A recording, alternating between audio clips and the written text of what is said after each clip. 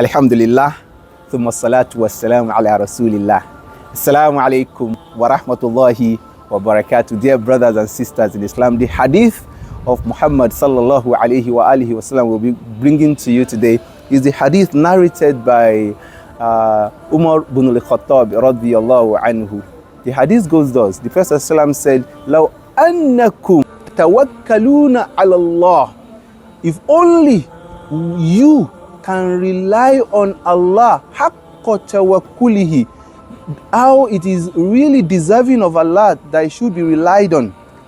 La razaqakum kama yarzuqu tayra. He would have provided for you just the same way He does provide for the birds. Tagudu khisama, the bird flies out in the morning hungry, empty stomach. وَتَرُوحُ بِطَانًا, and then it comes back filled and well fed.